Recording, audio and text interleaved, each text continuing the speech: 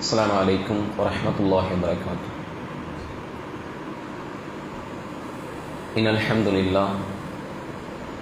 الحمد لله نعمده ونستعينه ونستغفره ونعوذ بالله من شرور أنفسنا ومن سيئات أعمالنا. من يهده الله فلا مضل له ومن يضلل فلا هادي له. وأشهد أن لا إله إلا الله وحده لا شريك له وأشهد أن محمدا عبده ورسوله أما بعد. قال نبينا صلى الله عليه وسلم فإن أصدق الحديث كتاب الله وأحسن الهدي هدي محمد صلى الله عليه وسلم وشر الأمور محدثاتها وكل محدثة بدعة وكل بدعة ضلالة وكل ضلالة في النار. قال رب اشرح لي صدري ويسر لي أمري واحلل عقدة من لساني يفقهوا قولي. கண்ணியம் நிறைந்த எல்லாம் வல்ல அல்லாஹ்வின் நல்லடியார்களே, அல்லாஹுடைய அன்பும் அருளும் அண்ணலம் பெருமகனார் நபிகள் நாயகம் ஸல்லல்லாஹு அலைஹி வஸல்லம் அவர்கள் மீதிலும் அவர்களை பின்பற்றி நடந்த உயர்ந்த நல்லற தோழர்கள், சஹாபாக்கள், சஹாபிய பெண்மணிகள் மீதிலும் குறிப்பாக அந்த நேரத்தில் அல்லாஹுடைய கடமையான இறை வணக்கத்தை நிறைவு செய்து அல்லாஹுவை பற்றியும் அவனுடைய மார்க்கத்தை பற்றியும் பேசப்படக்கூடிய இந்த மார்க்க சபையில் பங்கெடுத்து இந்த மார்க்க சொற்பொழிவை கேட்டுக்கொண்டிருக்கக்கூடிய நம்மவர்கள் அனைவர்கள் மீதிலும் உண்டாவதாக. இங்கு நிகழ்த்தப்படக்கூடிய சொற்பொழிவின் பயனை வல்ல இறைவன் நமக்கு இம்மையிலும் மறுமையிலும் தந்து அருள் புரிய வேண்டும் என்கின்ற பிரார்த்தனையோடு எனது உரையை நான் ஆரம்பம் செய்கிறேன். அன்பார்ந்த சகோதரர்களே, நேற்றைய தினம் அல்லாஹுடைய தூதர் அவர்கள் அல்லாஹ்விடத்திலே அதிகமாக பிரார்த்தனை செய்த, பாதுகாப்பு தேடிய மன்னரை வாழ்க்கையினுடைய அந்த நிகழ்வுகள் சம்பந்தமாக நாம் சில விஷயங்களை பார்த்திருந்தோம். அதனுடைய தொடர்ச்சியாக இன்றைய தினம் மன்னரையினுடைய வேதனை சம்பந்தமாகவும் அந்த வாழ்க்கை எப்படிப்பட்ட வாழ்க்கை என்பது குறித்தும் அல்லாஹுடைய ரசூல் அவர்கள் சொன்ன மேலும் சில செய்திகளை நாம் பார்க்க இருக்கிறோம். பொதுவாக இந்த மன்னரை என்று சொல்லக்கூடிய அந்த வாழ்க்கையை பொறுத்த வரைக்கும் தனிமையினுடைய வீடாக, இருளினுடைய ஒரு வீடாகத்தான் இஸ்லாமிய மார்க்கம் அதை காட்டி தருகிறது. அல்லாஹுடைய தூதர் நபிகள் நாயகம் ஸல்லல்லாஹு அலைஹி வஸல்லம் அவர்கள் அந்த மன்னரை வாழ்க்கை குறித்து நமக்கு விளக்கும் போது சொல்கிறார்கள், ஒரு தருணத்தில் நபிகளாருடைய காலகட்டத்தில் மஸ்ஜித் நபவியை கூட்டி சுத்தம் செய்யக்கூடிய ஒரு பெண்மணி, அவங்க என்ன செஞ்சிட்டாங்க அப்படின்னா, ஒரு இரவு நேரத்தில் மௌத்தாகி விட்டார்கள். சஹாபாக்கள் அல்லாஹுடைய தூதர் அவங்களுக்கு அந்த செய்தியை சொல்லலை. அவங்களே என்ன செஞ்சிட்டாங்கன்னா, குளிப்பாட்டி கஃனிட்டு கொண்டு போய் அடக்கிட்டு வந்துட்டாங்க. ஏன்னா நபிகளாரை எதுக்கு நம்ம டிஸ்டர்ப் பண்ணிக்கிட்டு நைட் நேரமா இருக்குது அப்படின்னு சொல்லிட்டு என்ன செஞ்சிட்டாங்க, அந்த பெண்மணி அடக்கம் பண்ணிட்டாங்க. நபிகளாருக்கு சொல்லலை. அப்ப அல்லாஹுடைய ரசூல் அவங்க அந்த பெண்மணியினுடைய அந்த வருகையை பார்க்காம அப்ப என்ன செய்யறாங்கன்னா, என்ன எப்போதுமே அந்த பெண்மணி பள்ளியை கூட்டி சுத்தம் செய்வாங்களே, அவங்களை காணமேன்னு கேட்கறாங்க. அப்ப சஹாபாக்கள் சொல்றாங்க, அல்லாஹுடைய தூதரே கது மாத்த, அவங்க எப்பவோ மௌத்தாயிட்டாங்களே அப்படிங்கிறாங்க. அப்ப உடனே அல்லாஹுடைய ரசூல் அவங்க கேட்கறாங்க, நீங்க அந்த செய்திவாத எனக்கு சொல்லியிருக்க கூடாதா, அவங்க மௌத்தாயிட்டாங்கிற செய்தி எனக்கு சொல்லியிருக்கலாம்ல அப்படின்னு நினைச்சாங்கன்னா, சஹாபாக்கள்கிட்ட கேட்டுட்டு அந்த பெண்மணி எங்க அடக்கம் செஞ்சீங்க அப்படிங்கிற இடத்தையும் அல்லாஹுடைய ரசூல் அவர்கள் கேட்டுட்டு போய் என்ன செய்யறாங்க, அந்த பெண்மணிக்காக அந்த பெண்மணியினுடைய கபூரிலே நின்று அல்லாஹுடைய ரசூல் அவர்கள் துவா செய்யறாங்க. துவா செஞ்சுட்டு அல்லாஹுடைய ரசூல் அவர்கள் சஹாபாக்களுக்கு ஒரு உரை நிகழ்த்துகிறார்கள். இந்த மன்னரினுடைய வீடு இருக்குதே, அது இருள் சூழ்ந்த ஒரு வீடாக இருக்கிறது. மகத்துவமும் கண்ணியமும் மிக்க அல்லாஹ் ரப்பல் ஆலமீன் நான் செய்யக்கூடிய பிரார்த்தனையால் அந்த மன்னரைக்கு வெளிச்சத்தையும் விசாலத்தையும் அல்லாஹ் ஏற்படுத்துவான் அப்படிங்கிறது அல்லாஹுடைய ரசூல் அவங்க பயன்படுத்துறாங்க. அப்ப அந்த வீடு அப்படிங்கிறது இருள் சூழ்ந்த வீடாகத்தான் இருக்கும். யாருடைய பிரார்த்தனை, யாருடைய நல்லமல்கள் அல்லாஹ்விடத்திலே அங்கீகரிக்கப்பட்டதாக இருக்கிறதோ அல்லாஹுடைய நாட்டத்தை கொண்டு அந்த வீடு வெளிச்சமானதாகவும் விசாலமானதாகவும் ஆக்கப்படும் என்பதை நபிகளார் சொல்றாங்க. அப்ப நபிகளாருடைய காலகட்டத்தில் அல்லாஹுடைய ரசூல் அவர்கள் தன்னுடைய தோழர்களுக்கு அதிகமான அந்த ஜனாசா தொழுகையை, ஜனாசாவினுடைய பிரார்த்தனையை முன்வைத்துக் கொண்டே இருந்தாங்க. ஏன்னா நபிகளார் வாழ்ந்த காலகட்டத்தில் என்ன செய்வாங்க, நபிகளார் தான் ஜனாசாவிற்கு தொழுகை நடத்துவாங்க, அந்த தோழர்களுக்காக பிரார்த்தனை செய்வாங்க. அப்ப அல்லாஹ் நாடினால் அந்த தோழர்களுடைய மன்னரையை விசாலமானதாகவும் வெளிச்சமானதாகவும் ஆக்கி வைப்பான். ஆனா அல்லாஹுடைய ரசூல் அவங்க நமக்கு சொல்லிக் கொடுத்த வழிகாட்டுதல் என்ன தெரியுமா, உங்களிலே ஒருவர் மரணித்தால் நீங்க என்ன செய்யுங்க, அவருக்காக வேண்டி, அவருடைய மன்னரையினுடைய வாழ்க்கைக்காக வேண்டி நீங்கள் பிரார்த்தனை செய்யுங்கள். எப்படி அல்லாஹுடைய ரசூல் அவங்க சொல்றாங்கன்னா, அந்த குடும்பத்தாருக்கு கட்டளையிடுறாங்க. அந்த குடும்பத்தார்கள் எப்படி அந்த மனிதருக்கு பிரார்த்தனை செய்ய வேண்டுமா, வெறுமனே ஒரு ஜனாசாவை போய் அடக்கம் பண்ணிட்டு உடனே திரும்பிடாதீங்க. அந்த ஜனாசாவை அடக்கம் செய்யப்பட்ட பிறகு அந்த மன்னரையில இருந்து நீங்கள் அந்த மனிதருக்காக பிரார்த்தனை செய்யுங்கள். எவ்வளவு நேரம் பிரார்த்தனை செய்யணும் தெரியுமா? ஒரு ஒட்டகத்தை அறுத்து அதனுடைய இறைச்சியை பங்கிட்டு கொடுத்தால் எவ்வளவு நேரம் பிடிக்குமோ அவ்வளவு நேரம் அந்த குடும்பத்தார்கள் அவங்களுக்காக பிரார்த்தனை செய்ய நபிகளார் சொன்னாங்க. யோசித்து பாருங்கள், ஒரு ஒட்டகத்தை அறுத்து குர்பானை கொடுத்து அதனுடைய இறைச்சியை பங்கிடுவதுங்கிறது எவ்வளவு பெரிய நீட்டமான ஒரு காலகட்டமா வரும். அந்த அளவுக்கு நீங்க என்ன செய்யுங்க, அந்த மனிதருக்காக அந்த மன்னரை வேதனையை, அந்த மன்னரை வாழ்க்கையை சந்திக்கக்கூடிய, அந்த மன்னரினுடைய கேள்வி கணக்கை சந்திக்கக்கூடிய அந்த அடியார் தைரியமாக இருக்க வேண்டும் என்பதற்காக நீங்கள் துவா செய்யுங்க நபிகளார் சொன்னாங்க. ஆனா எனக்கு அப்படிப்பட்ட ஒரு வாழ்க்கை முறையை நம்முடைய வாழ்க்கையில பார்க்க முடியல. நிறைய பிள்ளைகளை பார்க்கிறோம், நிறைய இரத்த பந்த உறவுகள் தங்களுடைய குடும்பத்தாருடைய ஒரு இழப்பை சந்தித்தால் கூட ஆலிம் சாப் பின்னாடி இருந்து கூட்டு துவா கேட்டுட்டு போயிடுறாங்க. ஆலிம் சாப் துவா செய்யறாரு, பின்னாடி ஆமீன் கேட்டுட்டு போயிடுறாங்க. இது எப்படிப்பட்ட ஒரு மோசமான ஒரு நிலை! தன்னுடைய குடும்பத்தாருக்காக, தன்னுடைய தாய் தந்தைக்காக, தான் இழந்த உறவுகளுக்காக அந்த குடும்பத்தார்கள் நின்று நீண்ட நெடிய நேரம் அந்த மன்னரையிலே பிரார்த்தனை செய்ய வேண்டும். ஏன்னா ஒரு மனிதரை அடக்கம் செய்யப்பட்ட பிறகு வானவர்கள், முன்கர் நக்கீர் என்று சொல்லக்கூடிய வானவர்கள் அந்த இடத்திற்கு வந்து விடுவார்கள். அவர்கள் கேள்வி கணக்கை துவங்கி இருப்பார்கள். எனவே அந்த கேள்வி கணக்கு அவருக்கு லேசாக்கப்பட வேண்டும். அந்த கேள்வி கணக்கை அவர் மன தைரியத்தோடு எதிர்கொள்ள வேண்டும் என்பதற்காக அதிகமாக நாம் துவா செய்ய வேண்டும். ஆனா இன்னைக்கு அப்படிப்பட்ட ஒரு வழிமுறை இன்னைக்கு சமூகத்தில் ரொம்ப ரொம்ப குறைந்து போய் இருக்கிறது. அப்ப அல்லாஹ்வுடைய ரசூல் அவர்கள் அதை நமக்கு ஒரு வழிகாட்டுதலாக சொல்லி கொடுத்தாங்க. அந்த மன்னரை வாழ்க்கைக்காக வேண்டி உங்களிலே ஒவ்வொருவருக்கும் நீங்கள் துவா செய்யுங்க, உங்களிலே மரணித்த உங்களுடைய குடும்பத்தார்களுக்கு துவா செய்யுங்க, உங்களுடைய இரத்தபந்த உறவுகளுக்கு துவா செய்யுங்கள் என்று அல்லாஹ்வுடைய ரசூல் அவங்க சொல்லி கொடுத்தாங்க. அப்படி ஒரு மனிதர் இந்த உலகத்தில் சாலிகான நல்லடியாராக வாழ்ந்து நம்முடைய துவாவை அல்லாஹ் அங்கீகரித்து விட்டால் அல்லாஹ் ரப்பல் ஆலமீன் அந்த நல்லடியாருக்கு கொடுக்கக்கூடிய ஒரு இன்பம் என்ன என்று சொன்னால், அந்த மன்னரையை வெளிச்சமானதாகவும் விசாலமானதாகவும் அல்லாஹ் ஆக்கி வைப்பான். அதற்காக வேண்டி என்ன செய்ய வேண்டும் என்று சொன்னால், எந்த ஒரு ஜனாசாவை சந்தித்தாலும் நாம் அந்த ஜனாசாவிற்காக, அந்த மையத்துக்காக வேண்டி நாம் துவா செய்ய வேண்டும். மன்னரையில குறிப்பாக குடும்ப உறவுகளாக இருக்கக்கூடியவர்கள் கூடுதலான நேரம் எடுத்து என்ன செய்ய வேண்டும், அந்த மன்னரையிலே துவா செய்ய நாம் ஒவ்வொருவரும் அல்லாஹ்வுடைய ரசூல் அவர்களால் கட்டாயப்படுத்தப்பட்டிருக்கிறோம். அப்ப இப்படிப்பட்ட இந்த சூழலில் இந்த மன்னரையை பொறுத்த வரைக்கும் எல்லா மனிதர்களுக்கும் விதிவிலக்கில்லாமல் அல்லாஹ்வுடைய ரசூல் அவர்கள் ஒரு நிகழ்வை சொல்லி கொடுக்கிறாங்க. அது நல்ல மனிதராக இருந்தாலும் சரி, பாவியான மனிதராக இருந்தாலும் சரி, மன்னரை என்பது ஒரு மிக முக்கியமான நிகழ்வை அந்த இரண்டு மனிதர்களுக்குமே வெளிப்படுத்தும் என்பதை நபிகளார் சொல்றாங்க. அது என்ன நிகழ்வு என்று சொன்னால், எந்த ஒரு ஜனாசாவை குழியில வச்சாலுமே அந்த மன்னரை என்பது, அந்த பூமி என்பது அந்த அடியாரை ஒரு நெருக்கும். அது நல்லவராக இருந்தாலும் சரி, பாவியான அடியாராக இருந்தாலும் சரி, ஒரு நெருக்கும். அந்த நெருக்கம் எப்படி இருக்கும் என்று சொன்னால், நல்ல அடியார்களுக்கு அந்த பூமியினுடைய நெருக்கம் ஒரு குறிப்பிட்ட அளவுக்கு நெருக்கிட்டு திரும்ப விசாலமாயிரும். ஆனால் பாவியான அடியாருக்கு எப்படி இருக்கும் என்று சொன்னால், அல்லாஹ்வுடைய தூதர் அவங்க சொல்றாங்க, ஒரு மனிதனுடைய வலதுபுறத்தில் இருக்கக்கூடிய விலா எலும்பும் இடதுபுறத்தில் இருக்கக்கூடிய விலா எலும்பும் இடம் மாறக்கூடிய அளவுக்கு அந்த பூமியினுடைய நெருக்கம் இருக்கும் அப்படிங்கிறத அல்லாஹ்வுடைய ரசூல் அவங்க பதிவு செய்றாங்க. இப்படி இது வந்து பாவியான அடியார்களுக்கு அந்த பூமியினுடைய நெருக்கம் இவ்வளவு கடுமையானதா இருக்கும். அதே போன்று அந்த பாவியான அடியார் இருக்கார, நேற்றைய தினம் முன்கர் நக்கீர் என்று சொல்லக்கூடிய வானவர்கள் அல்லாஹ்விடத்திலே அந்த அடியார் இடத்திலே கேட்கக்கூடிய கேள்விகளுக்கு அவங்க பதில் சொல்ல முடியாமல் திணறுவார்கள். பிறகு இரும்பு சம்மட்டியை கொண்டு அடிக்கப்படும் என்பதையெல்லாம் நேற்றைய தினம் பார்த்தோம். அதனுடைய தொடர்ச்சியாக அந்த அடியாருக்கு கொடுக்கப்படக்கூடிய வேதனை என்ன என்று சொன்னால், அல்லாஹ்வுடைய தூதர் அவங்க சொல்றாங்க, அந்த மனிதருக்கு 99 பாம்புகள், நச்சு விஷம் கொண்ட பாம்புகள் அவருக்கு சுமத்தப்படும். அந்த பாம்புகள் அந்த அடியாரை தீண்டிக் கொண்டே இருக்கும், பாவியான அடியாரை தீண்டிக் கொண்டே இருக்கும். அல்லாஹ்வுடைய ரசூல் அவங்க சொல்றாங்க, அந்த பாம்பு எப்படிப்பட்டது தெரியுமா? நேற்று அந்த சம்மட்டி எப்படிப்பட்டதுங்கிறத நபிகளார் சொல்லும் போது, அது உஹது மலையின் மீது அடித்தால் உஹது மலை பஞ்சா போயிருங்கிறாங்க. இந்த பாம்பு எப்படிப்பட்டது தெரியுமா? அந்த பாம்பு இந்த பூமியினுடைய எங்கேயோ ஒரு மூலையில, மனிதனுடைய ஆள் நடமாட்டமே இல்லாத ஒரு இடத்துல அந்த பாம்பு தன்னுடைய விஷத்தை வெளிப்படுத்தினால் இந்த பூமியில் புற்பூண்டுகள் கூட முளைக்காத அவ்வளவு கடுமையான விஷம் கொண்ட பாம்பு.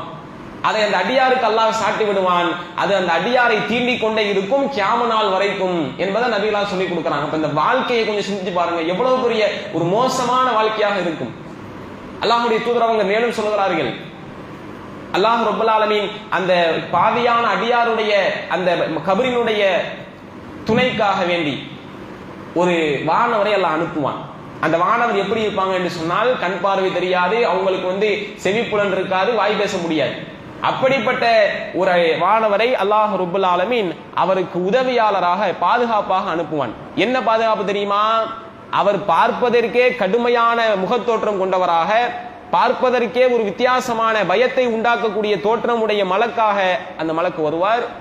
அப்ப இந்த அடியார் சொல்லுவார், உங்கள் மீது நாசம் உண்டாகட்டும், யார் நீங்கள்? ஏன் இவ்வளவு வித்தியாசமான பயத்தோடு அச்சத்தோடு இருக்கக்கூடிய தோற்றத்தில் இருக்கிறீங்களே அப்படின்னு அந்த அடியார் கேட்பார். அப்ப அவர் சொல்லுவார், நான் யார் தெரியுமா? நீ இந்த உலகத்திலே செய்த தீமையினுடைய உருவம் தான். நீ இந்த உலகத்தில் அல்லாஹ்வுக்கு கட்டுப்படாம, அல்லாஹ்வுடைய தூதருக்கு கட்டுப்படாம உன்னுடைய மனோ இச்சையின் அடிப்படையிலே இந்த உலக வாழ்க்கையை அமைத்துக்கிட்டாயே, அதனுடைய தீமையினுடைய உருவம் தான் நான். எனவே அல்லாஹ் ரப்பல் ஆலமீன் உனக்கு துணையாக என்னை அனுப்பி இருக்கிறான். நான் கியாம நாள் வரைக்கும் நான் உன்னோட தான் இருப்பேன். அப்ப அந்த வானவர் எப்படிப்பட்டவர் தெரியுமா? அவர் அந்த அடியாரை வேதனை செய்யக்கூடிய ஒரு மலக்காக அனுப்பப்படுவாங்க. அல்லாஹ் சொல்லுவான் அந்த வானவருக்கு, இவருக்கு நீங்க என்ன செய்யுங்கள், நரகத்தினுடைய அந்த வாசலை திறந்து விடுங்கள், நரகத்தினுடைய வெப்ப காற்றையும் புகையையும் அவருக்கு சுவாசிக்க செய்யுங்கள். அந்த அந்த நெருப்பில இருந்து என்ன செய்வார் அப்படின்னா, அந்த பாவியான அடியார் ஒவ்வொரு காலையிலேயும் மாலையிலேயும் நரக நெருப்பிலே நரகத்தினுடைய வாசலை திறந்து வைத்து காண்பிக்கப்பட்டு கொண்டே இருப்பார்கள். அல்லாஹ்வுடைய தூதர் அவங்க சொல்றாங்க, அந்த அடியார் என்ன செய்வார் தெரியுமா? அந்த நரகத்தினுடைய அந்த மூச்சு காற்றை சுவாசிக்கும் போது ஒவ்வொரு தருணத்திலையும் மயக்கமுற்று எழுது கொண்டே இருப்பார்.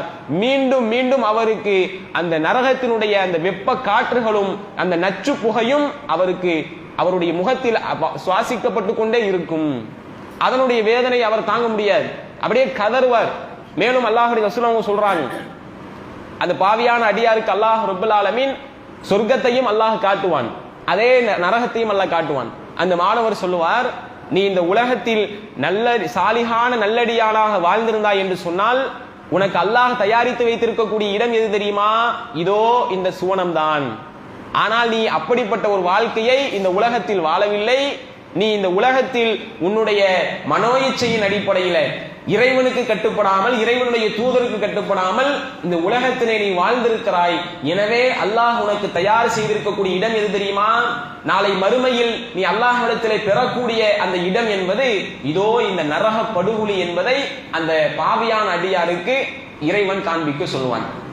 அப்ப அவர் சொல்லுவார், எனக்கு இனிமேல் நான் என்ன செய்யக்கூடாது, மறுமை அந்த வாழ்க்கைக்கு நான் தயாராகி விடவே கூடாது, அந்த வாழ்க்கைக்குள்ளாக நான் சென்று விடவே கூடாது என்று சொல்லி அந்த பாவியான அடியார் அந்த கபரிலே மண்ணறையிலே கதறிக்கொண்டே இருப்பார் என்பதை அல்லாஹ்வுடைய ரசூல் நமக்கு சொல்லிக் கொடுக்கிறாங்க.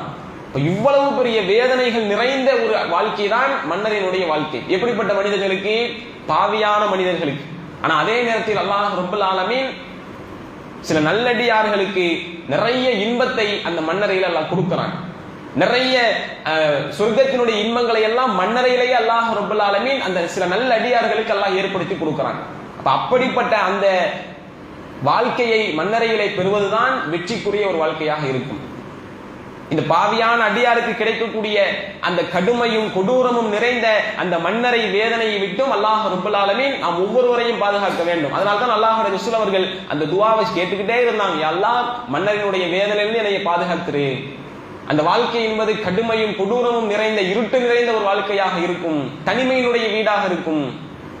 அப்படிப்பட்ட வாழ்க்கையில் தனிமையிலே நாம் விடப்படும் போது நமக்கு உறுதுணையாக இருப்பது ஒரே ஒரு விஷயம் தான், இந்த உலக வாழ்க்கையில் நாம் செய்த நல்லமல்கள். அல்லாஹ்வுடைய தூதர் சொல்றாங்க, ஒரு மனிதன் மௌத்தான பிறகு, இறந்த பிறகு அவரை பின்தொடர்ந்து 3 விஷயங்கள் வருகிறது. ஒன்னே அவர் சேர்த்து வைத்த செல்வம் வருகிறது, இன்னொன்று அவருடைய குடும்பத்தார்கள் வருகிறார்கள், மூன்றாவதாக அவர் சேர்த்து வைத்த நல்ல அமல்கள் வருகிறது. அமலுன் சாலிஹா, சாலிஹான நல்லமல்கள் வருகிறது. அதுல 2 விஷயங்கள் அவரை அடக்கம் செய்யப்பட்ட உடனேயே திரும்பி விடுகிறது. ஒன்னு அவர் சேர்த்து வைத்த செல்வம், அவருடைய குடும்ப உறவுகள் எல்லாமே திரும்பி வந்துருவாங்க. ஒரே ஒரு விஷயம்தான் அவருடைய மண்ணறையிலேயே தங்கி விடுகிறது, அதுதான் அவர் சேர்த்து வைத்த நல்ல அமல்கள். அப்ப அந்த அமல்கள் மட்டும்தான் அந்த தனிமையினுடைய வீட்டிற்கு நமக்கு உறுதியாக இருக்கும், உறுதுணையாக இருக்கும். அந்த நல்ல அமல்கள் யாருடைய வாழ்க்கையில் இல்லையோ அந்த மண்ணறை என்பது நமக்கு வேதனை அளிக்கக்கூடிய, கடுமையும் கொடூரத்தையும் வெளிப்படுத்தக்கூடிய ஒரு வாழ்க்கையாகத்தான் இருக்கும். அல்லாஹ்வுடைய ரசூல் அவர்கள் எச்சரித்த எச்சரிக்கையை நம்முடைய வாழ்க்கையில் நாம் அவ்வப்பொழுது உரசி பார்த்து கொண்டே இருக்க வேண்டும். என்னுடைய கபருடைய வாழ்க்கைக்கு நான் எப்படிப்பட்ட வாழ்க்கையை தயார் செய்து வைத்திருக்கிறேன். நீங்க யோசித்து பாருங்கள், அல்லாஹ்வுடைய ரசூல் அவர்கள் அந்த கேள்வி கணக்க சொல்லி கொடுக்கிறாங்க. நம்ம எத்தனை பேர் அந்த கேள்வி கணக்கு நம்ம தயாராக இருக்கிறோம்? யோசிச்சு பாருங்க. வெறுமனே சாதாரணமான கேள்வி கணக்கு இல்ல அது. இந்த உலகத்தில் அதனுடைய கொஸ்டின் நமக்கு தெரிஞ்சிருக்கலாம், இந்த கேள்விதான் வரும் அப்படின்னு நமக்கு சொல்லப்பட்டிருக்கலாம். ஆனால் வெறுமனே மனப்பாடம் பண்ணி வச்சுட்டு போய் ஒப்பிக்கக்கூடிய இடம் அது கிடையாது. அல்லாஹ் நாடியவர்களை தவிர வேறு யாரும் அந்த இடத்திலே அந்த கேள்விக்குரிய பதிலை வெளிப்படுத்தவே முடியாது. இந்த உலகத்திலே நம்ம பார்க்கலையா? உலகத்திலே எத்தனையோ பல மனிதர்களை பார்க்கிறோம். அல்லாஹ்வை நம்பிக்கை கொண்டிருக்கக்கூடிய இறை நம்பிக்கை கொண்ட முஸ்லிம்களை பார்க்கிறோம்.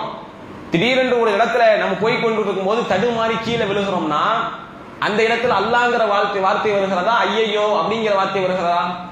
நிறைய மனிதர்களுக்கு அல்லாங்கிற வார்த்தை வராது. என்ன காரணம்? நம்முடைய வாழ்க்கையில் அதனுடைய பயிற்சியை எடுக்கலைன்னு அர்த்தம். எந்த ஒரு சூழ்நிலையாக இருந்தாலும் அல்லாஹ்வை நினைக்கக்கூடிய, அல்லாஹ்வை போற்றி புகழக்கூடிய அந்த நாவிற்கு தான் எப்படிப்பட்ட ஒரு சிரமமான ஒரு சூழல் வரும்போது, ஒரு இக்கட்டான ஒரு இழப்பு வரும்போது அல்லாஹ்வை பற்றிய நினைவும் அல்லாஹ்வை பற்றிய அந்த வார்த்தைகளும் நாம் வெளிப்படுத்தும். அப்ப அந்த மன்னரை வாழ்க்கையிலையும் அல்லாஹ்வை பற்றிய பதில் சொல்ல வேண்டும் என்று சொன்னால், அல்லாஹ்வுடைய மார்க்கத்தை பற்றிய பதிலை சொல்ல வேண்டும் என்று சொன்னால், தூதரை பற்றிய பதிலை சொல்ல வேண்டும் என்று சொன்னால், அதற்குரிய வாழ்க்கையினுடைய செயல் திட்டம் நம்முடைய வாழ்க்கையில இருந்தால் மட்டும்தான் சொல்ல முடியும். அல்லாஹ்னா யாருங்கிறத ஃபர்ஸ்ட் நாம் அறிஞ்சு வச்சிருக்கணும். அல்லாஹ்வுடைய மார்க்கம் என்றால் என்ன என்பதை தெரிந்து வைத்திருக்க வேண்டும். தூதர் என்றால் யார், அவங்க எப்படிப்பட்ட வாழ்க்கையை வாழ்ந்தாங்கிறத அறிஞ்சு வச்சிருந்தா மட்டும்தான், அந்த வாழ்க்கையின் அடிப்படையில் நடந்தா மட்டும்தான் அந்த கேள்வி கணக்கு நமக்கு ஈஸியாக இருக்கும். வெறுமனே மனப்பாடம் பண்ணிட்டு போய் நம்ம சொல்லிடலாம் அப்படின்னு நினைக்க கூடாது. அந்த கேள்வி கணக்கை சரியான முறையில் நம்முடைய வாழ்க்கையில கொண்டு வரும் பொழுதுதான் அந்த கேள்விக்குரிய பதிலை நாம் மன்னரையில வெளிப்படுத்த முடியும். இந்த கேள்வி எத்தனை பிள்ளைகள் பெற்றோர்களுக்கு நம்ம சொல்லி கொடுத்திருக்கிறோம்? இன்னைக்கெல்லாம் உலகத்துல எத்தனையோ உலகத்தினுடைய கல்விக்காக வேண்டி சிறு வயசுல இருந்தே பிள்ளைகளை தயார்படுத்துறோமா இல்லையா? அவன் 1 வயசு கடந்த உடனேயே 5 வயசுல ஸ்கூலுக்கு சேர்க்கக்கூடிய அந்த ஸ்கூலுடைய வாழ்க்கைக்காக வேண்டி, உலகத்துடைய கல்விக்காக வேண்டி 1 வயசுலேயே கற்றுக் கொடுக்கிறோம். ஏ ஃபார் ஆப்பிள், ஆனா அவனா சொல்லி கொடுக்கிறோம், 1 2 சொல்லி கொடுக்கிறோம். ஏன்? பிள்ளை சிரமம் இல்லாம அந்த உலக கல்வியை ஈஸியா ஸ்மூத்தா கத்துக்கிட்டு போகணும். ஆனா இது 1 டைம் சிலபஸ். அவன் வச்சிருக்கிறது உலகத்துடைய கல்வி அப்படிங்கிறது நிறைய வித்தியாசமான கல்வி கொள்கைகளே வச்சிருக்கிறான். ஸ்டேட் போர்டுக்கு ஒரு கல்வி முறை, சிபிஎஸ்சிக்கு ஒரு கல்வி முறை, இன்டர்நேஷனல் ஸ்டாண்டர்டுக்கு ஒரு கல்வி முறைன்னு சொல்லி நிறைய கல்வி கொள்கைகளை வச்சு பைத்தியம் முடிக்கிற மாதிரியான விஷயங்களை வச்சிருக்கிறான். அதனால ஒண்ணு இந்த உலகத்துக்கு பயனும் கிடையாது. அவன் என்ன படிக்கிறான், எதை கத்துக்கிட்டு வர்றான், எதை செயல்படுத்துறான், ஒண்ணுமே இல்லை. ஆனா அப்படிப்பட்ட அந்த கல்விக்காக வேண்டி பிள்ளைகளை தயார்படுத்தக்கூடிய நாம இஸ்லாமிய மார்க்கம் சொல்லக்கூடியது ஒரே ஒரு தடவை கற்றுக் கொடுக்கக்கூடிய சிலபஸ் தான் மறுமை வரைக்கும். அல்லாஹ்னா யாரு? மாறவே மாறாது. அல்லாஹ்வுடைய தூதர் என்றால் யார்? மாறவே மாறாது. உன்னுடைய மார்க்கம் எது? இதுல எந்த மாற்றத்தையும் அல்லாஹ் ரப்பல் ஆலமீன் ஏற்படுத்தவே இல்லை. மன்னரை வரைக்கும் இந்த சிலபஸ் நம்ம பிள்ளைகளுக்கு கொடுக்கிறோமே, அதே பாடத்திட்டம் தான் வரப்போகிறது. ஆனா அந்த பிள்ளைகளுக்கு சொல்லி கொடுக்கிறோமா அதை? அப்ப எப்படி அவன் தயாராகுவான்? ஆமா, அப்ப நம்ம அந்த கேள்வியை நம்ம அவனுடைய உள்ளத்துல விதைச்சிட்டோம் அப்படின்னா அவன் தேட ஆரம்பிப்பான். உன்னுடைய இறைவன் யார்? அல்லாஹ்னு சொல்லி கொடுத்தோம்னா அல்லாஹ்னா யாரு, அல்லாஹ் எப்படிப்பட்ட ஆற்றல் வல்லமையில இருக்கிறான், அவன் எப்படிப்பட்ட இந்த உலகத்தை கட்டுப்பாட்டில் வைத்திருக்கிறான், அவனால் முடியாதது எதுவுமே கிடையாது அப்படிங்கிற அல்லாஹ்வை பற்றிய செய்திகளை எல்லாம் அவன் சேகரிக்க ஆரம்பிப்பான், படிக்க ஆரம்பிப்பான். அல்லாஹ்வுடைய மார்க்கம் தீனுல் இஸ்லாம், இஸ்லாம் எப்படிப்பட்ட மார்க்கம், அது எப்படி இறைவனால் தரப்பட்டிருக்கிறது என்ற செய்திகளை எல்லாம் அவன் தேட ஆரம்பிப்பான். அல்லாஹ்வுடைய தூதர் முஹம்மது ஸல்லல்லாஹு அலைஹி வஸல்லம் அவர்கள் எப்படிப்பட்ட தூதர், எதற்காக இந்த உலகத்திற்கு அனுப்பப்பட்டார்கள், எந்த கொள்கையை இந்த உலகத்தில் அவர்கள் போதித்தார்கள், எதை விட்டும் தடுத்தார்கள், எதை செய்ய சொன்னார்கள், அனைத்தையும் அந்த பிள்ளை தேட ஆரம்பிப்பான். கடைசியில் அவனுடைய வாழ்க்கை இஸ்லாமிய வாழ்க்கையாக மாறிவிடும். அப்ப இந்த விஷயத்தை சொல்லிக் கொடுக்கலன்னா அவனுக்கு எதுவுமே தெரியாது. அல்லாஹ்னா யாருன்னு தெரியாது, அல்லாஹ்வுடைய மார்க்கம்னா என்னன்னு தெரியாது, அல்லாஹ்வுடைய தூதர் முஹம்மது ஸல்லல்லாஹு அலைஹி வஸல்லம் அவர்கள் யாரு, எப்படிப்பட்ட மனிதர், எதுவுமே தெரியாது. அந்த கல்வியை நாம அவங்களுக்கு கொடுக்கணும். இந்த கேள்விக்குரிய அந்த பதிலை அவங்களுக்கு சொல்லி அந்த வாழ்க்கையினுடைய தேடலை அவங்களுக்கு ஆரம்பித்து விட வேண்டும். அப்ப நிறைய பெற்றோர்கள் அதை நம்ம தவறு செய்து விடுகிறோம்.